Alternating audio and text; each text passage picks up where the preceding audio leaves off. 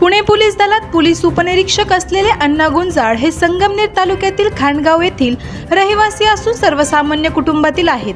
त्यांच्या मृत्यूची बातमी संगमनेरमध्ये येतात परिसरात दुःखद वातावरण निर्माण झाले आहे. संगमनेर तालुक्यातील रहिवासी असलेल्या आणि पुणे पोलीस दलात कार्यरत असलेले पोलीस उपनिरीक्षकाने लोणावळ्यात टायगर पॉइंट येथे झाडाला गळफास घेऊन आत्महत्या केल्याचा प्रकार समोर आला आहे.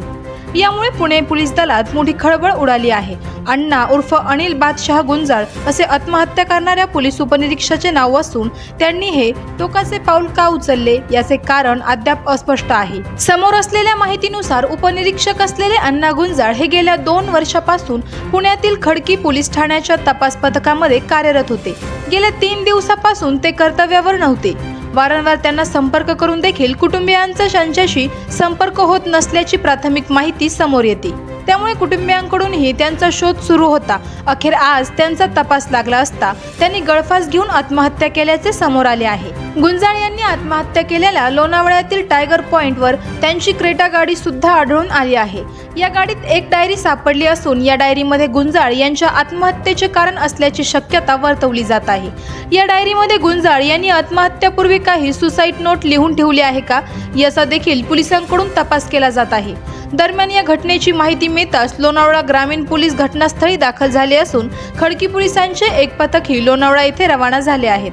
पोलिसांनी गुंजाळ यांचा मृतदेहासह टायगर पॉइंटवर आढळून आलेल्या त्यांची क्रेटा गाडी ताब्यात घेतली आहे.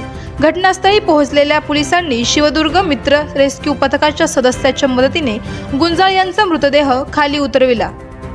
लोणावळा पोलिसांकडून पोलीस उपनिरीक्षक अण्णा गुंजाळ यांच्या आत्महत्यामागचे नेमके कारण शोधले जात आहे. संगमनेरमधील खांडगावचे रहिवासी यांनी पुणे येथील दलात पोलीस उपनिरीक्षक असलेले अण्णा गुंजाळ हे संगमनेर तालुक्यातील खांडगाव येथील रहिवासी असून सर्वसामान्य कुटुंबातील आहे. त्यांच्या मृत्यूची बातमी संगमनेरमध्ये येताच परिसरात दुःखद वातावरण निर्माण झाले आहे. दुर्दैवी वृत्त समजताच त्यांच्या कुटुंबियांनी घटनास्थळी धाव घेतली आहे. आवाज जनतेचा न्यूजसाठी प्रतिनिधी शेख शफीक मनियार. करायचं आहे लाईव्ह कार्यक्रम किंवा आहे कसले आंदोलन, जनसामान्यपर्यंत पोहोचेल आपला हक्काचा आवाज, आवाज जनतेचा. बातमी व जाहिरातीसाठी संपर्क करा स्क्रीनवर दिलेल्या नंबरवर.